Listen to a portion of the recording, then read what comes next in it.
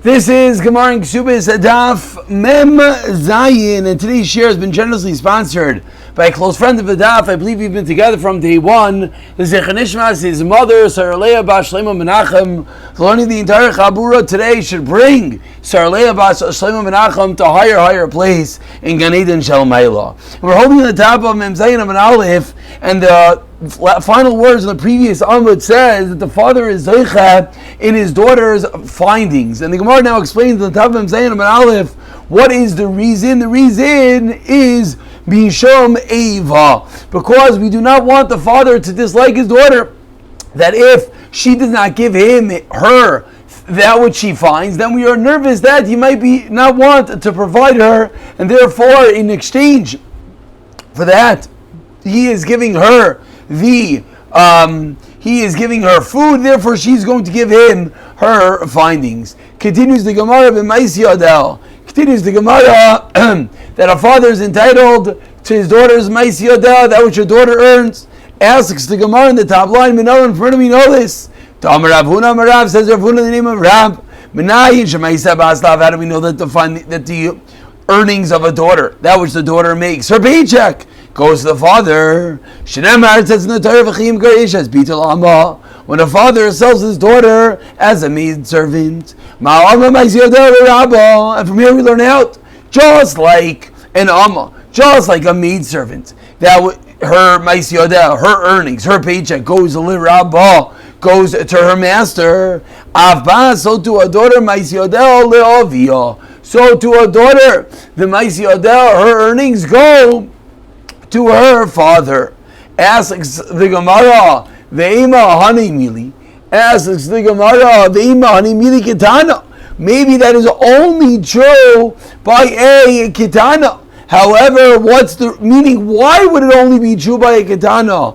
Demati Mizavila. That just father could sell his daughter who's a Kitana. So I could understand that her earnings, her paycheck, should go to the father. Avol Naira. But once she becomes of age, once she becomes 12 years old, the girl from the age of 12 to 12 and a half, the father is not able to sell her. Maybe the earnings go to herself. So ask the Gemara, how do you know that her earnings, when she is a Naira, goes to her father? Maybe at that point it should go back to herself. Answers the Gemara in the wording, the give and take over here is a little bit difficult, but answers the Gemara, Mistavra. Again, this is coming to give an answer. Says the Gemara, it is Mistaver Daviyab. It is illogical that it should go to her father. Why? If you're going to say that her earnings do not go to her father, then that which the father is Zaycha, that which the father has the schos, that which the father has the right to bring her to a chuppah, to bring her to marriage. How does the father have that right? For the fact that he's bringing her to the chuppah, what's he doing? He is causing her at the time of the wedding to neglect, to be mivatel, the money that she would make at that time. While she is getting married, she cannot be making money. So the mere fact to get her married shows time he has control of that which he does. So we see that her Maisi Yodel, we see that her earnings must be the father's. For the fact he can walk her down to the chuppah, at that moment she is not working. Says the Gemara back, slow down, 10 lines down. The first one line is Yodel. Parach Rav Achai, asks Rav Achai, Ve'ima, but let us say, Yov Lezchar, Pikata. Says the Gemara, maybe not. Maybe he gives her the wages of her taking a break. Maybe he tells his daughter, listen, excuse me, and listen, the wedding is going to take a few hours. I'll give you the money. I'll pay you to take a break.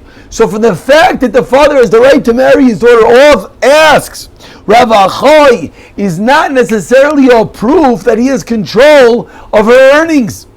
Inami, another suggestion, Demasla Balayla, or maybe he brings her to the chuppah at night when she's not working. Inami, a third suggestion, Demasla B'Shabbos Yom Tovim, he gets her married on Shabbos and Yom Tov when she is not working. So it says the Gemara, that which you just said, it is love. Control of her earnings is not necessarily accurate. So responds the Gemara, Eliketana. Rather, says the Gemara, it must be that which we learned that it is equated to an amma, to a maidservant, is regards to a ketana. Lo itzricha kra. You do not need the pasuk. Why?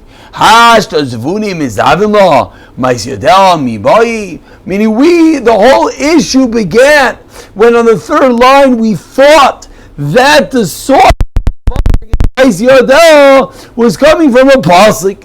But now says the Gemara, you don't need a pasuk. It's a svara. If he could sell her, of course, earnings.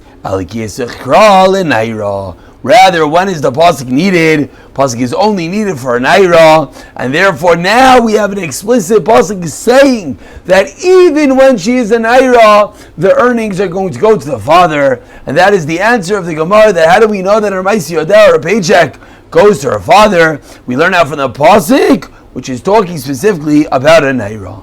Continues the Gemara about Varas Nedarel, that the father is able to nullify her vows. We know this. The pasuk says that when she's in her father's house, and the pasuk continues to explain that he's able to annul her vows. And the father accepts her get. How do we know that? A classical Hekish equating iskish yitzia lavaya. The way that a woman leaves is similar to the way that she comes. Just like when she gets married, the father has the right. So too when she gets the divorce. Continues the Gemara, about 15 lines of the white lines. The first one line is lahavaya, quoting the Mishnah, that the father is not able to consume the produce of the girl's property in her lifetime. Tanu Rabbanon, says the Gemara, the Tanakh says the father does not have the right to eat the fruit in the lifetime of the daughter. Rav Yehuda says Rav Yehuda, the father yes, that which the field makes. Explains the Gemara, what exactly is this machlekes?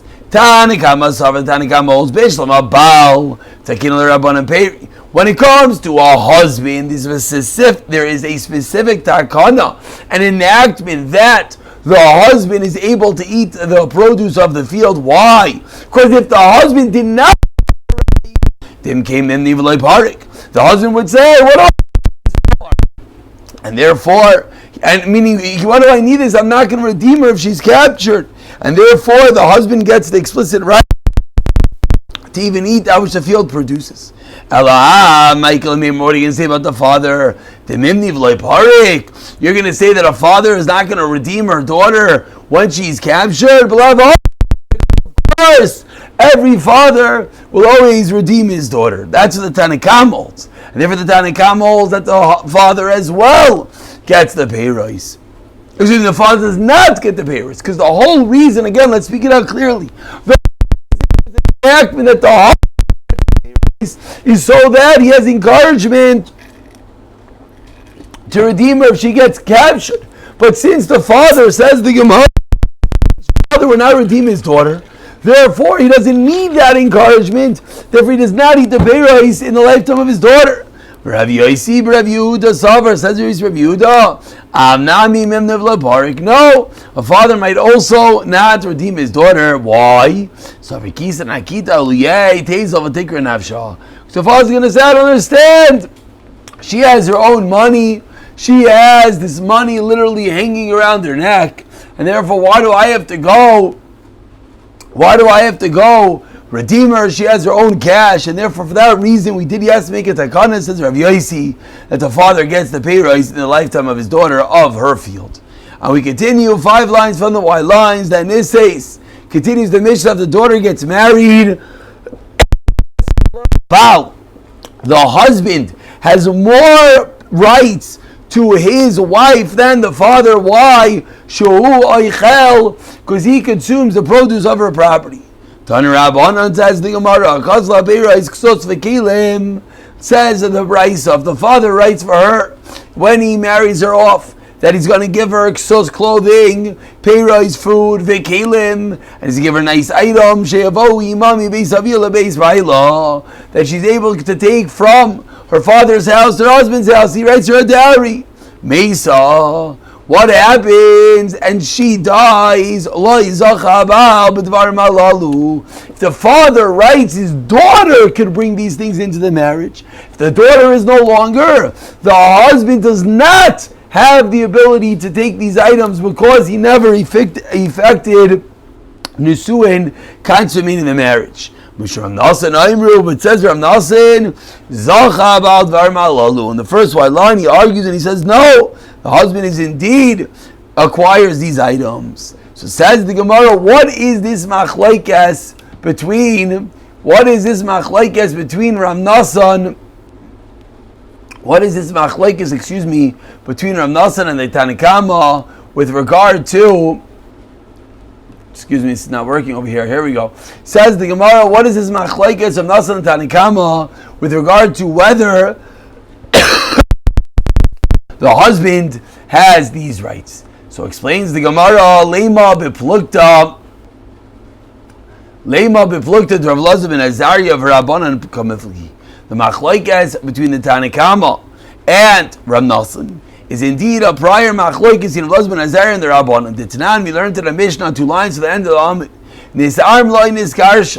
What happens if a woman becomes widowed or divorced, bein min ansuah, bein min ersin, whether she actually did it or not? Koiva esakol. So the Tanakama says she collects everything, including everything that the husband would have added on by the Takanas Chachamim. Husband is only this should sound familiar. Only of the marriage that she can collect as I call it. Mana. What is the reason as we turn over to Mem Zayin Amid Beis Shaloi Kasav Law? Because what is the reason that he wrote to her all these extra items? Al Menas Leikainsof in order to marry. Suleiman Amar Loi Zacha. Explains the Gemara, according to the Man Amr that says the husband does not have the right to her, the items that she was going to bring in because they did not consummate the marriage, is Rav Lazar ben Azariah. It's just like Rav Lazar ben Azariah, that he does not get the extra stuff until they actualize the Nisuin. Uman Damar Zacha is Kirabanan. So the Gemara wants to suggest that this is the machlaikas, and of course, and classical the Gemara's sense, the Gemara does not want that the Gemara that we'd be arguing about a machlekes which was previously argued upon, and rather answers the Gemara loy 3 lines down that the machlekes Tanakama and Rav Nasan is not machlekes Rav Lazar ben Azariah and Tanakama. To Kuli Amak Rav Lazar ben Azariah, everyone could all like Rav Lazar ben Azariah. Man Damar loy zacha. So now that man Damar that says you do not get the items Rav Lazar ben Azariah, it's very good. What was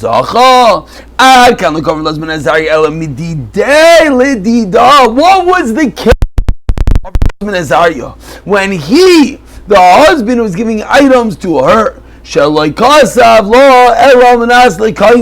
Because he only wrote these extra items,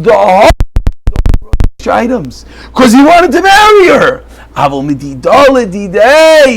if it's items that she is writing to him, then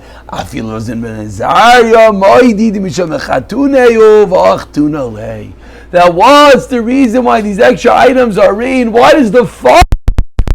If we were to crawl into the mindset and the psyche of the father when he writes the dad, the ksos, the kalim, the good clothing, etc., explains the Gemara. You know why? It's because mishum achatune, because he wants his daughter to get married. He wants her to have this link in marriage, and that is effected, and that happens already by the irisin. It's not because he wants the actual necessarily the nisuin. That's something about husband and wife.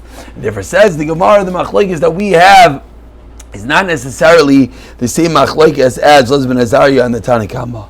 And we continue in the Gemara. We're holding about 10 lines down. The first one line is Lahu, the 2 dots. Chayiv im zayneisah. Continuing the items that the husband is more, and now we see the items the husband is more obligated to his wife. Says the Gemara is that, quoting the Mishnah, he's chayiv im zayneisah. He has to provide for his wife. The Mishnah also said he had to redeem her and he has to bury her. Says the Gemara, Tan Rabbanon, take you sound familiar, like we started off with today. That why does the husband get her earnings? Why does he get her paycheck? Because he supports her, he gives her food to eat. And why is the husband obligated to bury her? The husband has to bury her in exchange for the fact that he gets her Kesubos, he gets her dowry, that which she brings into her marriage. Lefikach Baal Oichel Peiros. Therefore, the husband eats the peiros of her property. So again, if we just read those lines, they make absolutely no sense. Again, let's just see what the Gemara just said. We made a takana that he gets her paycheck because he supports her. He gets her extra stuff in the dowry because he has to.